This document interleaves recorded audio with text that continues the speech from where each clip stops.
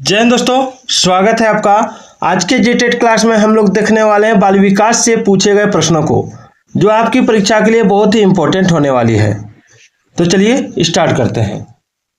पहला सवाल है कि पियाजे के अनुसार निम्नलिखित में से कौन सी अवस्था है जिसमें बच्चा अमूर्त संकल्पनाओं के विषय में तार्किक चिंतन करना आरंभ करता है। ऑप्शन है मूर्त संक्रियात्मक अवस्था जो 7 से 11 वर्ष तक होती है, औपचारिक संक्रियात्मक अवस्था जो 11 वर्ष से ऊपर होती है, संवेदी प्रेरक अवस्था जो जन्म से 2 वर्ष तक होती है, या पूर्व संक्रियात्मक अवस्था जो 2 से 7 वर्ष तक होती है।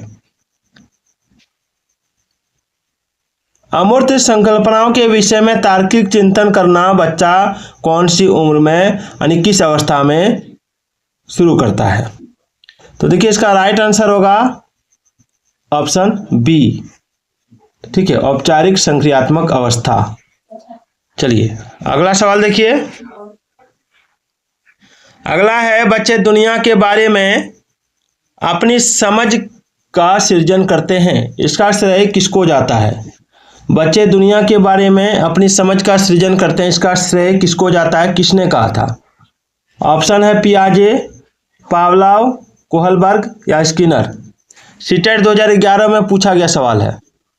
तो देखिए इसका राइट आंसर होगा पियाजे ने कहा था। किसने कहा था? पियाजे ने। चलिए, पियाजे के अनुसार विकास की पहली अवस्था के दौरान बच्चा डैश सबसे बेहतर सीखता है। पियाजे के अनुसार विकास की पहली अवस्था के दौरान बच्चा डैश सबसे बेहतर सीखता है। निष्क्रिय शब्दों को समझने के द्वारा, अमूर्त तरीके से चिंतन द्वारा, भाषा के नए अर्जित ज्ञान के अनुप्रयोग द्वारा, या इंद्रियों के प्रयोग द्वारा। तो इसका राइट आंसर होगा बाय यूजिंग द सेंसेस, यानी इंद्रियों के प्रयोग द्वारा। चलिए, बच्चों में बौद्धिक विकास की 4 विशिष्ट अवस्थाओं की पहचान की गई है, किसके द्वारा। बच्चों में बौद्धिक विकास की 4 विशिष्ट अवस्थाओं की पहचान किसके द्वारा की गई है। कोहलबर्ग द्वारा, इरिक्सन द्वारा, स्किनर द्वारा, या पियाजे द्वारा। तो इसका राइट आंसर होगा ऑप्शन डी, पियाजे के द्वारा। अगला है वह अवस्था जब बच्चा तार्किक रूप से वस्तुओं व घटनाओं के विषय में चिंतन प्रारंभ करता है। तो संवेदी प्रेरक अवस्था, औपचारिक संक्रियात्मक अवस्था, पूर्व संक्रियात्मक अवस्था, या मूर्त संक्रियात्मक अवस्था क्या होगा। तो देखिए इसका राइट आंसर होगा मूर्त संक्रियात्मक अवस्था, ठीक है। चलिए, बच्चों के संज्ञानात्मक विकास को सबसे अच्छे तरीके से कहाँ परिभाषित किया जा सकता है।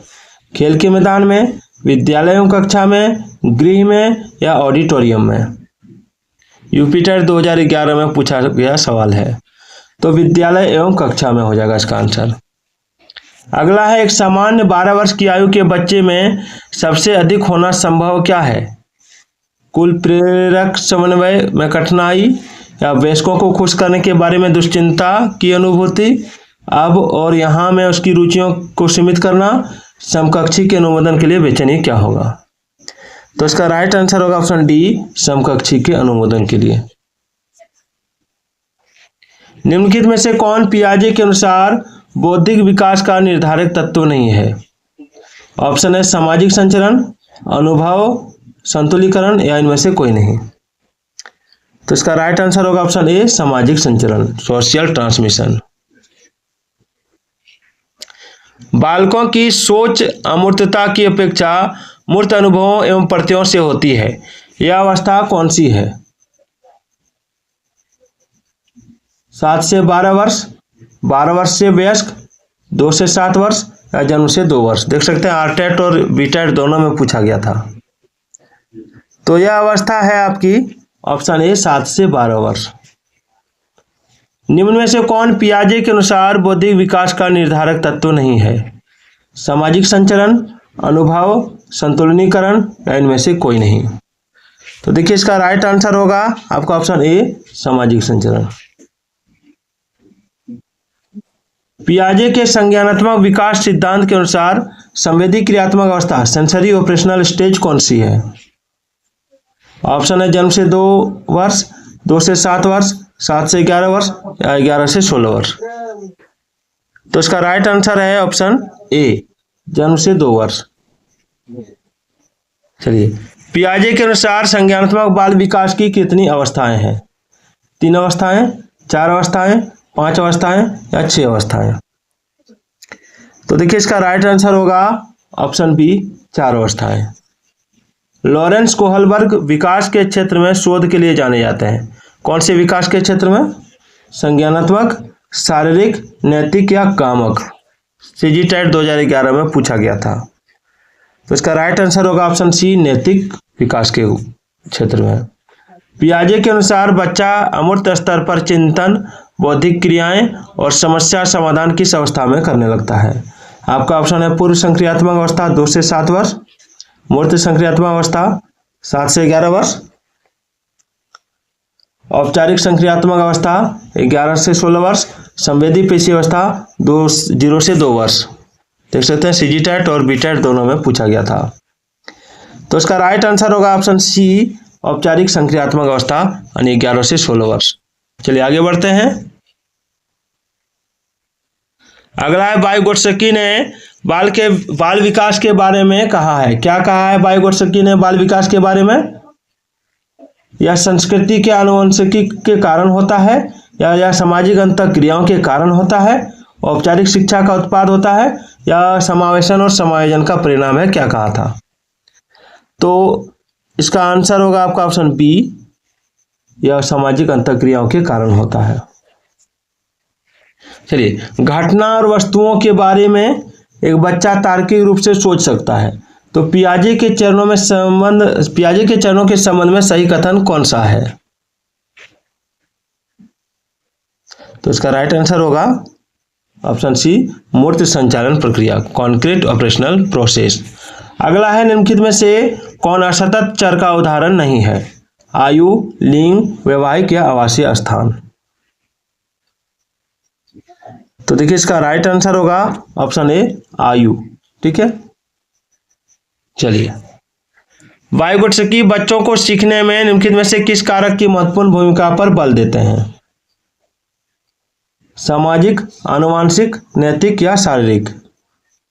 तो देखिए इसका राइट आंसर होगा आपका ऑप्शन ए, सामाजिक। वाइगोत्स्की बच्चों को सीखने में सामाजिक कारक की महत्वपूर्ण भूमिका पर बल देते हैं। चलिए, पियाजे के संज्ञानात्मक विकास के चरणों के अनुसार इंद्रियगामक यानी संवेदी प्रेरक अवस्था किसके साथ संबंधित है? सामाजिक मुद्दों से सरोकार, अनुकरण, स्मृति और मानसिक निरूपण, तार्किक रूप से समस्या समाधान की योग्यता या विकल्पों के निर्वचन और विश्लेषण करने की योग्यता? तो देखिए इसका राइट आंसर होगा ऑप्शन बी, अनुकरण, स्मृति और मानसिक निरूपण। चलिए नेक्स्ट देखिए, कोहलबर्ग के अनुसार शिक्षक बच्चों में नैतिक मूल्य का विकास कर सकता है।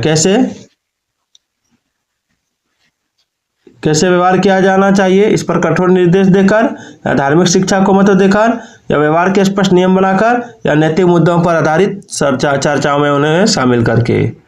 तो कोहलबर्ग ने नैतिक सिद्धांत दिया, तो यह इसका आंसर हो जाएगा ऑप्शन डी, नैतिक मुद्दों पर आधारित चर्चाओं में उन्हें शामिल करके। वाइगोत्स्की के सिद्धांत का निहितार्थ क्या है? वाइगोत्स्की के सिद्धांत का निहितार्थ क्या है? तो इसका निहितार्थ है आपका ऑप्शन सी, सहयोग समस्या समाधान, कोलैबोरेटिव प्रॉब्लम सॉल्विंग। चलिए, पियाजे के अधिगम के संज्ञानात्मक सिद्धांत के अनुसार वह प्रक्रिया जिसके द्वारा संज्ञानात्मक संरचना को संशोधित किया जाता है क्या कहलाती है? प्रत्यक्षण, समायोजन,